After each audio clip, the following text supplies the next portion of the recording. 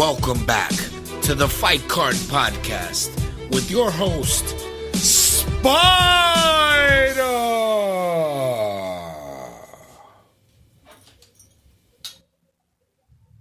Hello everybody, sPidA here, the Fight Card Podcast, coming to you from San Antonio, Texas. We are on location once again here inside the House of Jiu-Jitsu. And as always, man, being joined by Aaron Suarez. Man, how are you, bro? Man, I'm doing great, man. Just a real busy morning, but I'm doing good. No, for sure, man. I mean, it is December 24th, and, you know, we told the wives we were out shopping for gifts, and here we are, man. So hopefully they're not listening to the episode, and we can get away with it, man. Dude, they fall for it every time. Oh, yeah, there you go. No, hey, man, of course, I mean, we had a guest earlier, Adrian Velazquez, man, the young man's fighting out of the South Side, of course. South Side, yeah. And he's making his debut, man. I mean, going back to, you know, you making your debut in MMA, bro. What was it like for you walking inside the cage, man? It was nerve-wracking. There was a whole bunch of, like, the lights just seemed really bright. Man, yeah, I was just backstage, and I guess just the just like the kind of the whole surreal moment, like, oh yeah, I'm about to do this. I'm about, you know. I mean, at the time I had my buddy Shane, you know, kind of just like, oh, you're gonna mess this guy up, you're gonna kill him and this and that. I'm like, all right, man. And you know, it was just a need. And then of course, you know, Jamie was like, hey man, how do you want to walk out? And I'm like, well, I'll just walk out. Right. You know, I was like, hey, well, you know, we can do a couple of different things. And I think we did the hide the fighter. So they had the two guys in front, I was in the middle, and then two guys behind. And it was neat, man. I didn't get to pick my song or nothing like that, but they gave me some pretty good stuff over at Renegades.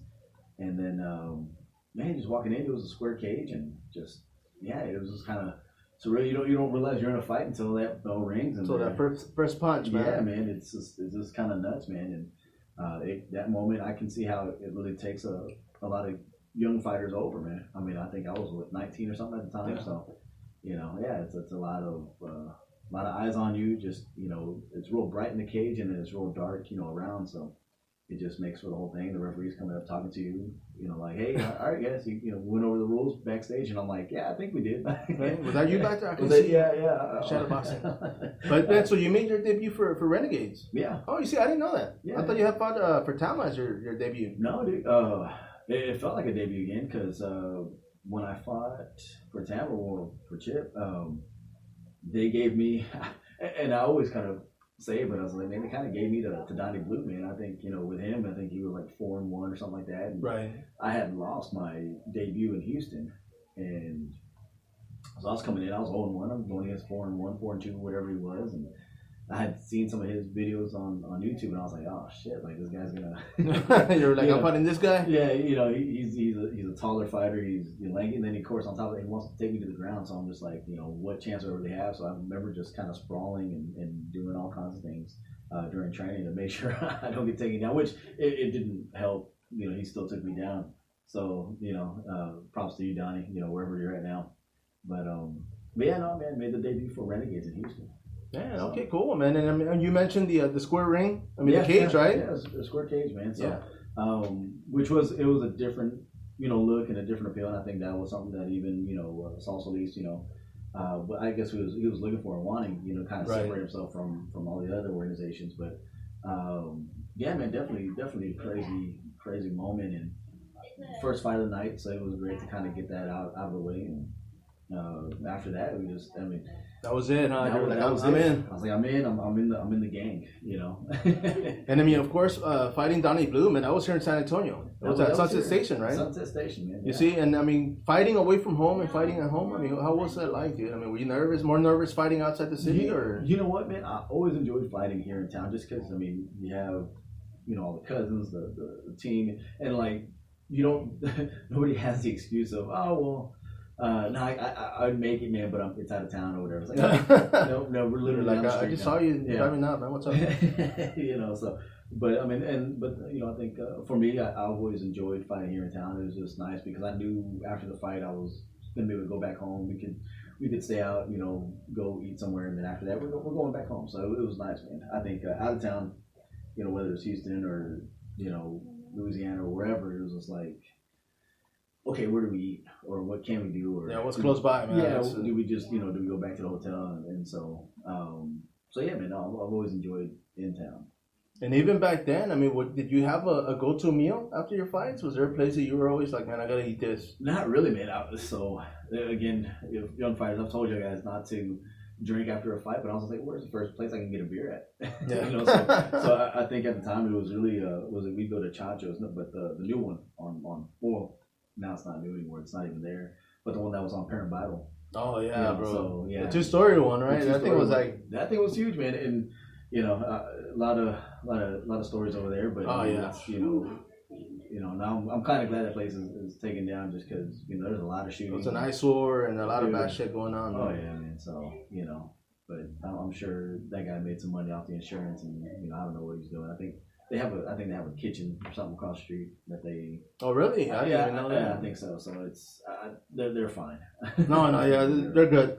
And as far as I wanted to do this episode, man. I mean, I know there's fights coming up for next year, man. I mean, the UFC Fight Night happened last weekend. Yeah. And of course, I mean, I was looking forward to it. I know you were too, man. Were there any fights that happened that you were kind of like, oh damn, like I was wrong, or you didn't see a fight going the way you thought it would? Well, you know what, man, I didn't think the main event. I figured I wanted Derrick Leeis to win, but I didn't think he was gonna knock out Dawkins, man. I thought Dawkins might have had something to kind of keep him in there, kind of keep him in the game, and maybe take it to a decision, or even take it or at least get TKO'd later in the round. But I mean, eventually, but not that early. Yeah, but I didn't see that coming, man. As far as Derrick coming in and just getting that that knockout. He liked the way he did. Yeah, bro. And it's signature move, man. Yeah, dude, and he wasn't even he wasn't lying, man. He was gonna throw whatever he could. He felt comfortable. He looked great in there, and props to Crew Bob and those guys out in Houston, man, for doing just a great job. And but yeah, dude, I thought that fight would have been a little bit longer, or maybe at least a little bit more competitive, than what it was. Yeah, you see, and I'll say this, man, because I think even Derrick during the interview, he said, man, like no more 5 rounds, like that.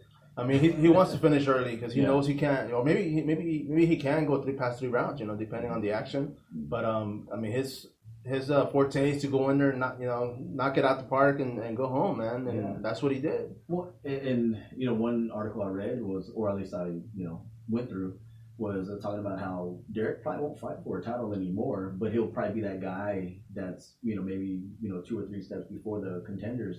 Yeah. Say, hey, if you can beat me, well then you'll pretty much be on your way. So I think that's an interesting take on Leeis when it comes to what his future is probably going to do with the UFC. But I mean, I don't know. I mean, do you think he's going to get a chance at the title again, or do you think that's something that's honestly, man, after this fight, I wouldn't doubt if you were to get another opportunity, only for the fact that there's a fight set up and one of them bails out, and then they need somebody to replace them, kind of thing. As long as he wants to fight, But I mean, he is getting paid. He's making money. I mean, he's been smart about his sponsorships and investing in businesses. So I mean, that's smart on his end. Yeah. And I mean, as long as he feels healthy, man, I don't see why he wouldn't fight another 5 years. I mean, being that he stays healthy indeed, man. But I wouldn't be surprised if he got another opportunity, man. I mean, it's just, I mean, who else in the heavyweight division is there?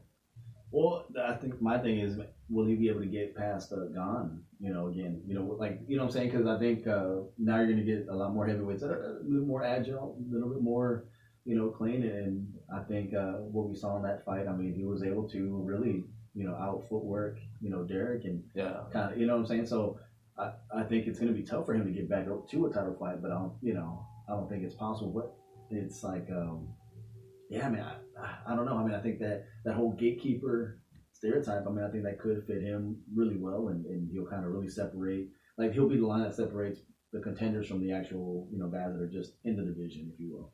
No, yeah, you know what, and the thing about it, man, because even this next fight for the heavyweights, man, we have Gane and we have Francis. Yeah. I mean, of course, Derrick already has a win over the heavyweight champion right now. I mean, he's got a win over him, and it kind of makes you wonder, because it's like, okay, if he would have fought him for the title, would he have been the UFC heavyweight champion?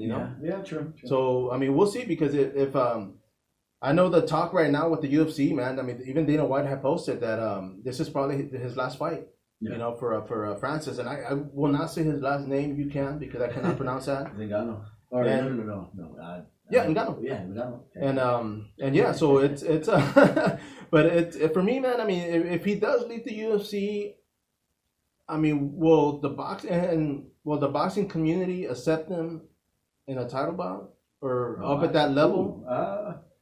Man, I don't know.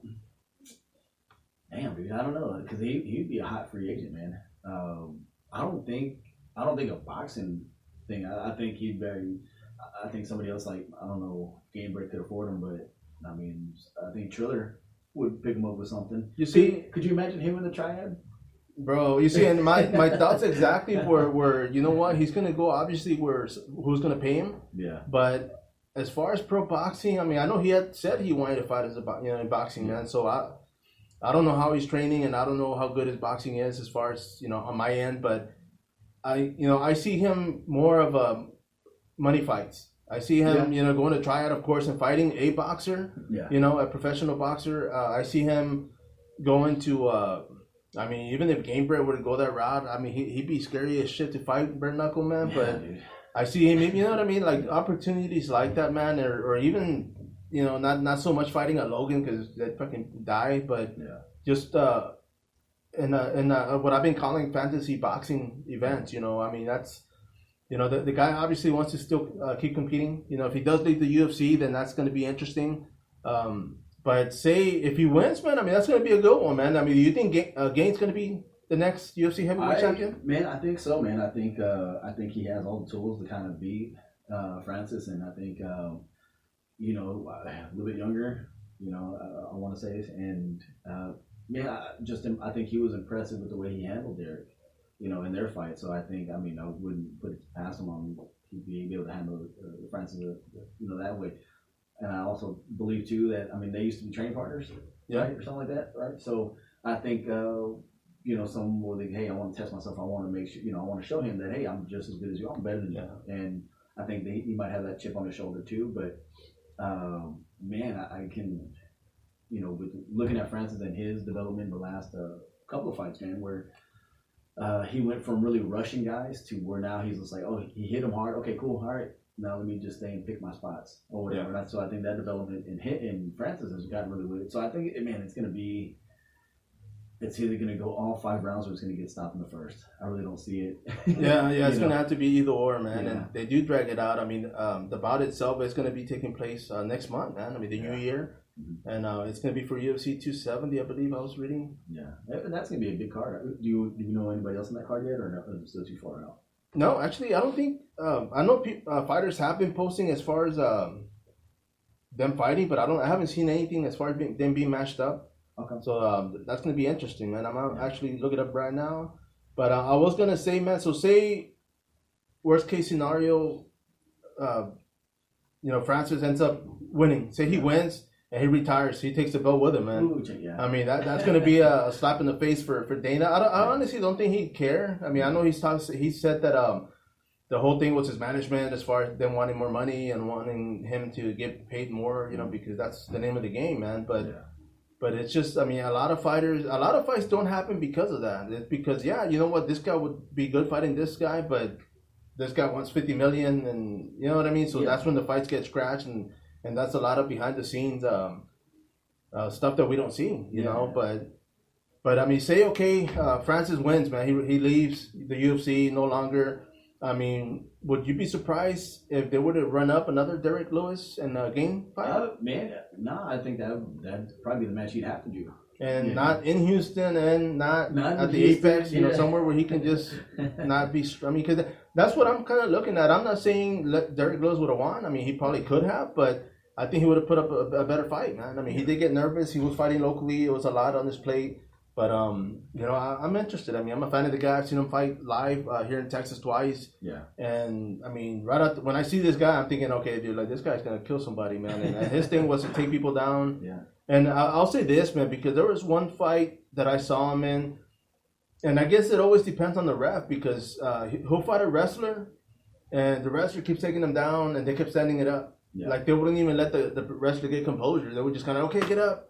Yeah. And so my mindset was like, okay, are they feeding him this guy so he can knock him out? Because that's obviously what they're gonna do, right? Well, I mean, you also wonder too. I mean, because fans also can kind of dictate how the fight goes. Because if the referee is going to be easily influenced by the crowd, right? You know, once they get taken down, it's like, and you know, you hear the boos or you hear anything like that, or hey, stand him up. Like the ref can really be, you know, persuaded to, okay, all right, stand up, guys. You know, and that's, you know, kind of crappy to say, but it's like, you know, what.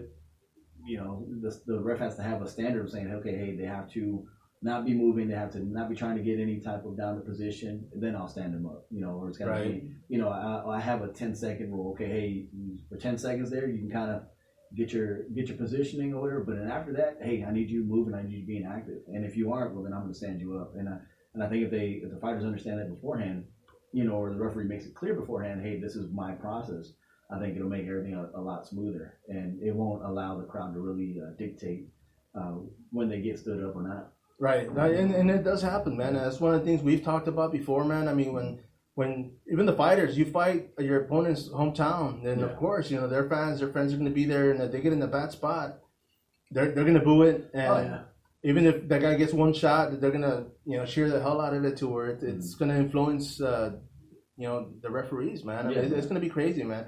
You know what? And not to go off topic, man, but I mean, you had brought up earlier, as far as a fighter talking about the putting the referees, you know, not so much on blast, but putting them up there with the with the crowd, man. I mean, something like that. What are you thinking, man? Man, I'd like to see a lot more fighters being judges. You know, I'd like to see, you know, that. I think, you know, we can't going off of the commission or going off of, you know, somebody who's being, you know, paid to be a judge. Like it's showing that they're just not good sometimes, and we probably also just need a better scoring system when it comes to MMA.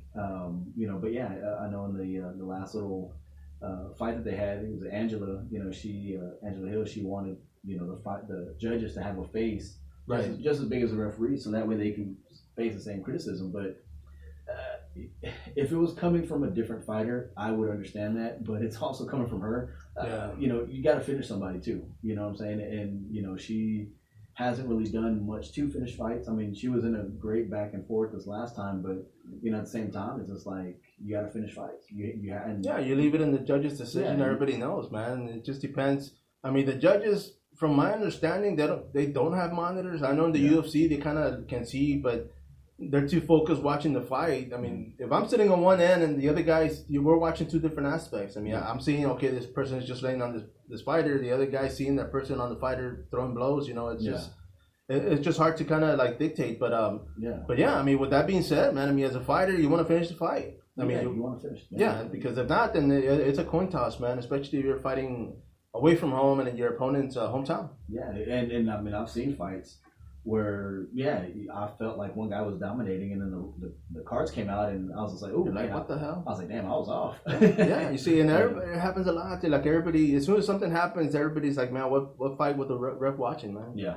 And I mean, it goes to show, especially in the lower or just regional circuits, man. I mean, they don't have the ability to show everybody what's going on, but so the refs just see what they see, and that's it. And once they make the call, that's it, man. Unless they argue it and take it up, to battle, man. But now one thing I would like to see, man, and I don't know if they can make that possible, but I'd like to see who's win. Like, I would like for the fighters to know who's winning after each round.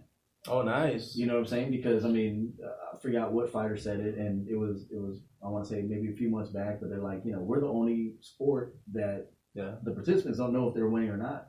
And you know, could you imagine what type of urgency might come out if a fighter knew, hey man, I lost that last round, it was 10-9, or that last round was a 10-8. I think that actually might even provoke a lot more action. Might make for a better fight, because now the guy that's losing is gonna be like, oh shit, I gotta take this guy out. So I mean, that's something that I'd like to see. I don't know if maybe these new promotions coming out in the with Lopez promotion, I wonder if he may want to put that into play, or if there's any way that we could. I mean, that'd be cool to that would be actually, man, to get somebody from the state in here, or even just be able to go out there and pick their brain and ask, because I mean, I know in Pride, I mean, the refs had head cams. You know, they went as far as like, you can watch what they're watching, which it would get me dizzy as hell, man, because the camera would be everywhere, man. But but something like that would be good, man. And I would assume, because if I'm fighting, like, I'd want to know if I'm thinking, oh, this is a draw or this is good, and it turns out I'm losing. I mean, it would change my mindset. I'd be like, oh shit, okay, well, I gotta knock this guy out. And on the same note, your opponent's gonna know, so he's gonna be like, oh shit, he's gonna come at me, so I gotta step it up too. But man, that would be interesting, man. I'm gonna look into that, man. I'm gonna see if I can get some people involved and see if we can make it happen, or at least find out why not. Yeah. Who knows? Yeah. But that, like I said, that thing, that'd be interesting to see, how the fighters react to it too, because then that's also going to probably change up the coaching in the corner a little bit. That also might, you know what I'm saying? And then you can tell, I think, from a judge's perspective, okay, this fighter's winning. Look, now he's not even trying to engage. Right. Just, you know what I'm saying? So I think that might even help out judging just a little bit more. So.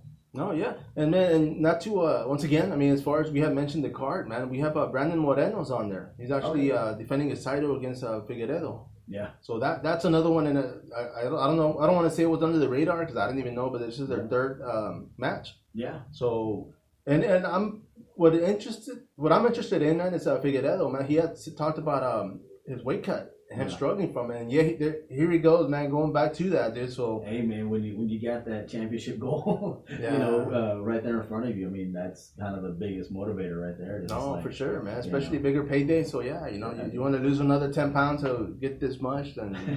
But yeah, I mean, we'll see how that goes, man. I mean, of course, I mean, their third fight, man. What are you thinking? Man, I like Brandon.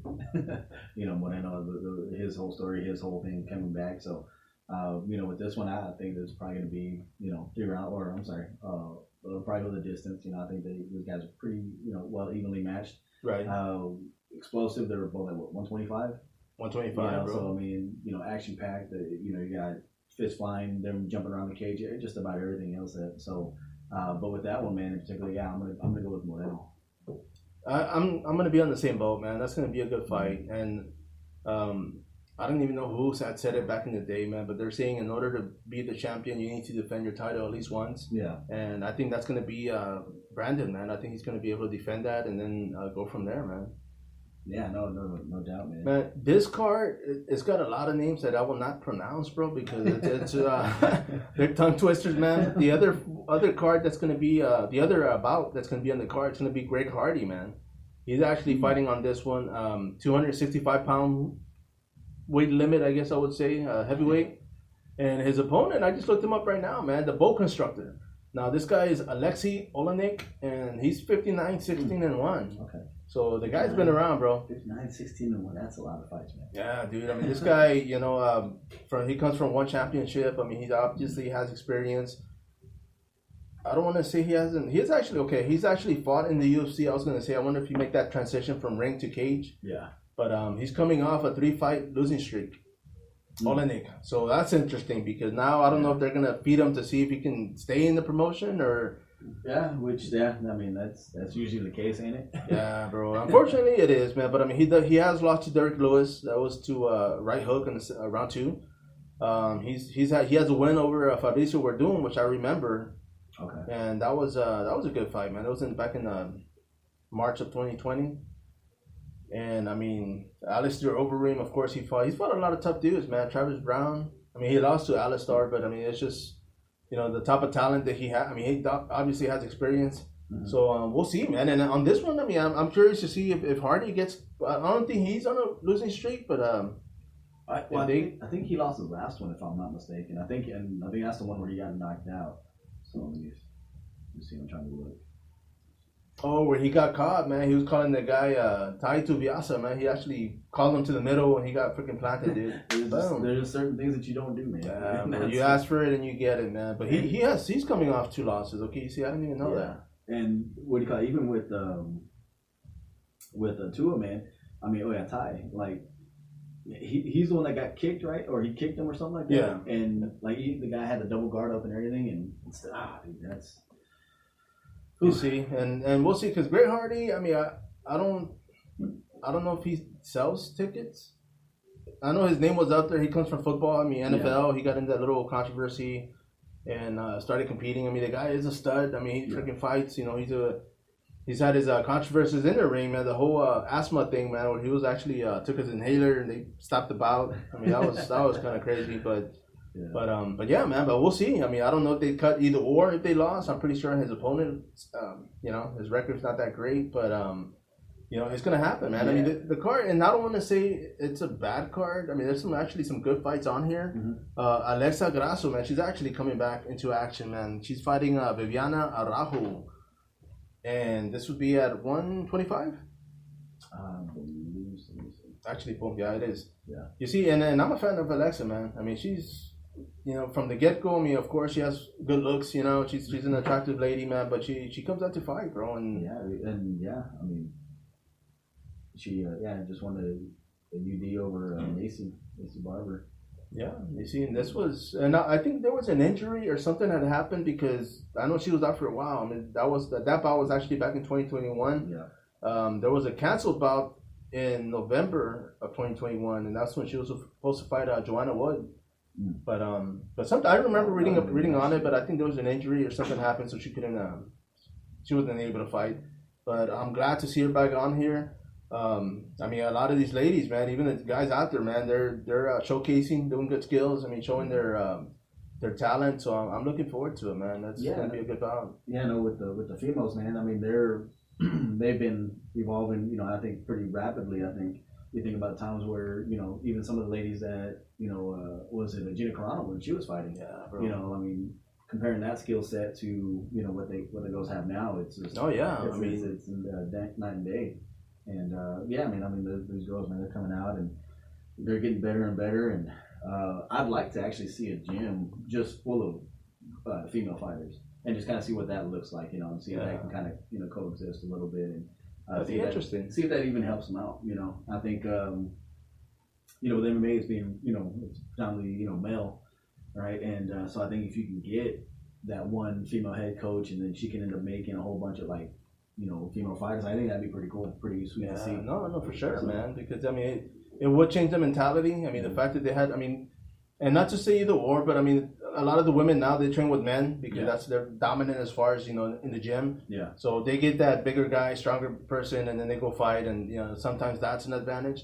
Mm-hmm. But I mean, them fighting at 125, 135, I would think technique would be a lot more needed, or for them to actually train in, training with other women your size, your height, your as far as experience, man. So I mean, it definitely would be interesting, and I would man, I don't know. I mean, I don't know if that's possible. Yeah. But if it was, that'd be interesting. I think they have. I mean, they have a lot of the girls in gis, right? They have this type of seminar. So I mean, it's just all I'm asking now is, hey, just transition that into just an MMA school full of girls, man. And I think that would end up just selling quite a bit as well, just on its own. Just like, hey, so they don't have to worry about, getting hurt with other guys, or they don't have to, what I'm saying? Like, what I'm saying? They just always feel like they might be they just go to train, work out, and get out. Yeah, I think it'd be a better suited environment for a lot of these females. And I know, I mean, they have women's classes, that boot camp, they got like 20, 30 women in there. Yeah. So I'm pretty sure they would be able to, it's just, my thing, I don't know if they'd be able to get like 20, 30 women that would want to get beat up, that would go in there and grind and, but I mean, I'm pretty sure, man, even if it was like here in San Antonio, for example, we got Kerrville, Bernie, Seguin, just women from around the area, man, that would want to do that. But that'd be interesting, man. We'll definitely look into that for the new year.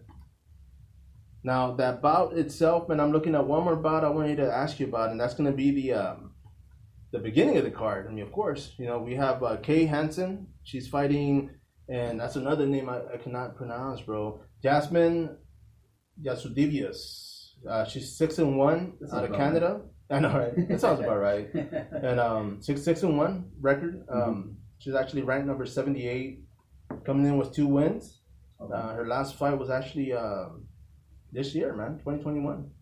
Oh, wow. 9/14. So she fought recently. Contender series. Okay, so she got picked up. Did she? Man, that's actually pretty good. Man. I like that. Now the fight itself, her opponent, it's 125, I believe, right? I believe so. Yes, sir. 115 looks like. You see her opponent, Kay Hansen. Let me look up real quick. She's from here in the U.S., of course, Fullerton, California. Mm-hmm. And let me see. Current streak, she has 1 loss. But she's actually, I mean, she's already fought in the UFC. She's coming off a loss for UFC Fight Night. She went the distance with Blanchfield. Yes, bro, and that's a challenge in itself, man. So she's definitely a fighter. Mm-hmm.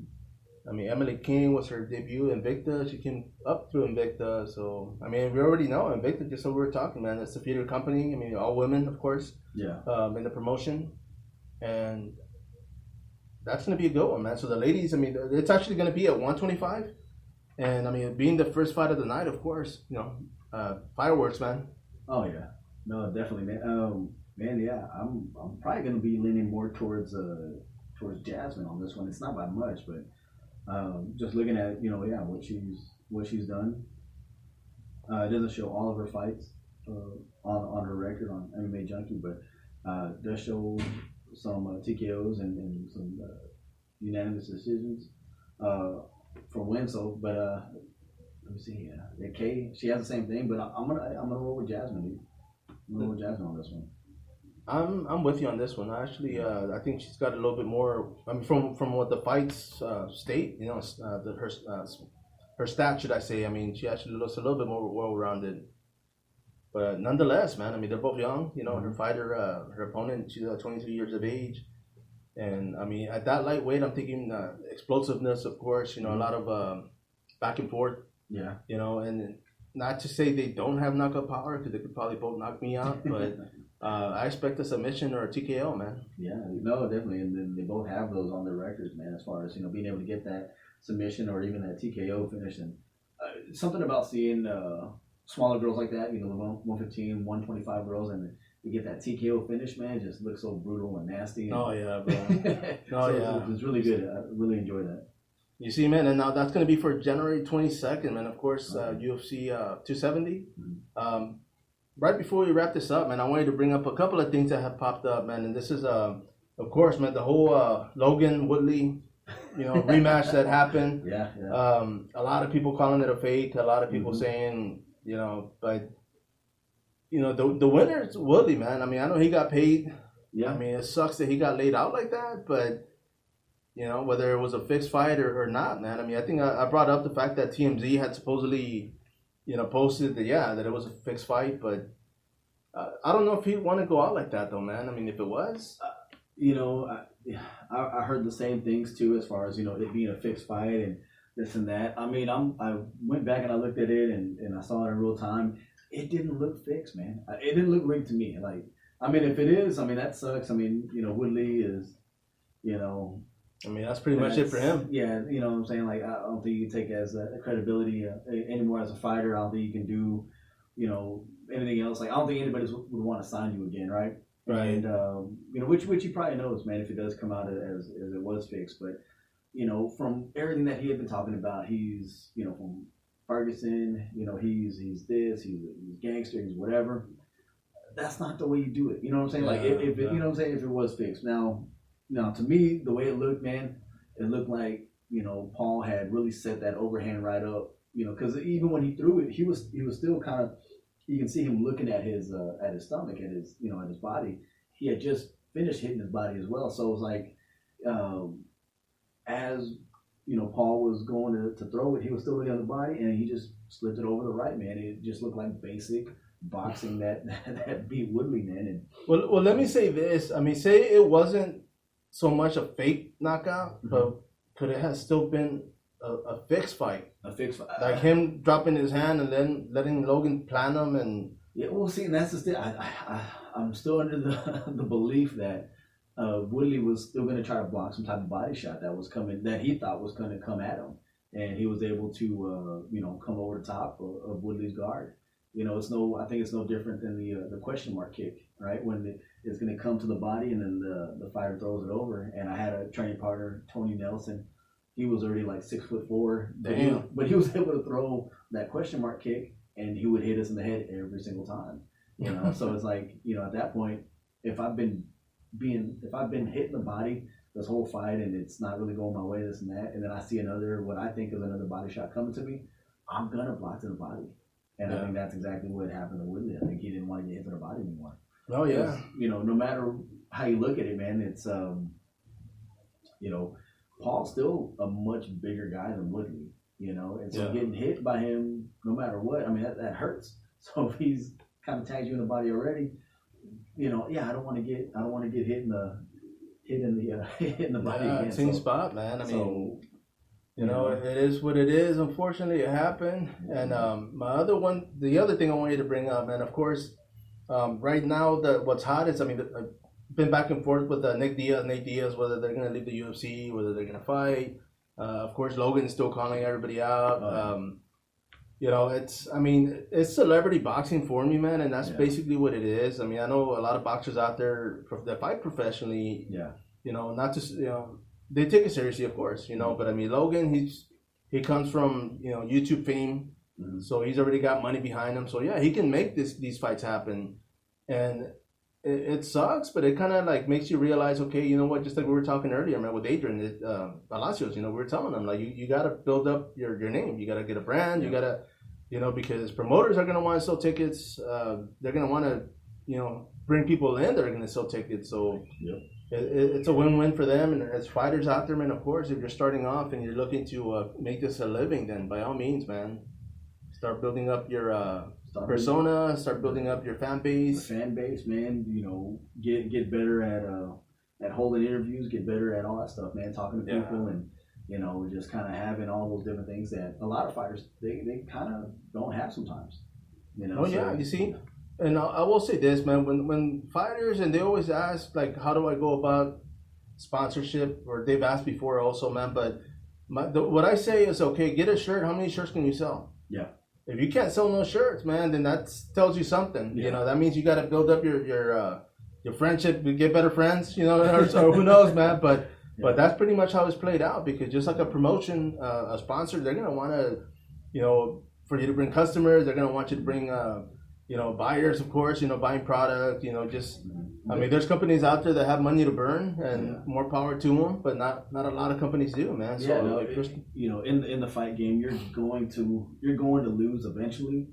You just got to make sure that if you do lose, did you bring in enough people to make sure that you can probably, redeem yourself again. And promoters, man, I mean, they're, like I said, they're looking to put, butts in the seats, man. Right. And if you lost and you only brought 2 other people with you, well, then... more chances are they won't bring you back, man. Chances are you're probably not going to, be back for the next show. But, you got TKO'd or something in the first round, but you brought 40, 50 people to see that. Hey, man, you know what? Did you need another chance? You need a rematch? Because we can make that happen. We'll set something up, man. We'll find you somebody, because that's dollar bills, man. And that's the one skill set. Then again, I'm not a fan of fighters selling tickets, but if that's the way it has to be, or at least that's the way it has to go, by all means, man, get your money, man. Learn how to market yourself. No, definitely, bro. And I will say this, man. When it comes to a lot of fighters coming up, and of course you brought up, or we brought up the fan base, but the thing too, man, I mean, like Aaron said, get interviews. If you have a YouTube channel, use it. If you have, sponsors, if you do manage to get sponsors, man, like bring them in, interview them. I mean, do whatever you can to promote them and make sure that they're going to want to sponsor you again, because, I see this a lot of times. A lot of fighters, even in the pro level, man, they don't get the same sponsors every time. Yeah. And what does that tell you? It means they already threw 500 at you, or whatever the case may be, and now you're asking for another 500 when you couldn't even make $20. So it's it's like it is a business, man, and I know a lot of fighters don't care; they just want to keep getting money. But definitely promote them, man. Get out there, wear the shirts. If they give you a shirt, wear it to the gym, wear it to a wedding, wear wherever you can, man, to get eyes on it. But yeah, man. But definitely stand out and make yourself visible, man. No, definitely, man. Now, we just wanted to make this quick segment, man. Like we mentioned, I mean, Aaron, man, we did the interview earlier, man, and I thank you for that. Yeah, everybody out there, man. We're in San Antonio. This is the Fight Card Podcast. Did you have anything to wrap this up, bro? You know what? No, man. Well, you know what? I say no, right? But here I go. I'm about to wrap it up.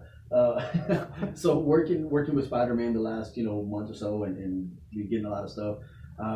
I've also started, I just made it this morning, another podcast, man. So it's going to still be in collaboration with the Fight Card Podcast, but hopefully I'm going to, try to get interviews one-on-one on my own with other guys. So if y'all guys have any fighters, you guys have anybody else that you want to, to get some spotlight, man, contact, either myself through my Instagram, which is ASWATIS210, or again, go through sPidA, man. We have our YouTube, we have our Spotify now, we have Facebook, Instagram, everything else there. So if you guys are fighters or gym owners, promoters, whatever the case may be, man, we're just looking to highlight you guys. So come contact us, man, and go to our YouTube, subscribe to the channel, and we'll go from there. No doubt, man. So everybody, for sure, like you mentioned, I mean, if he reaches out, by all means, get in touch with him. We are going to be reaching out, doing a lot more fighter-friendly interviews and doing a lot more to bring the fighters in, man, because the bottom line, we can't be here without you guys and vice versa. I mean, you need an outlet, we're here. But it's going to get fun. I mean, 2022 is right around the corner, man. For those that haven't received any presents, man, I mean, it's always next year, bro. But in the meantime, man, if anything, everybody subscribe, man. YouTube channel, follow up, Twitter, we're pretty much all over the place. Even TikTok somewhere. Find it and subscribe, man. But till next time, sPidA, Aaron Suarez. Till next time, follow up.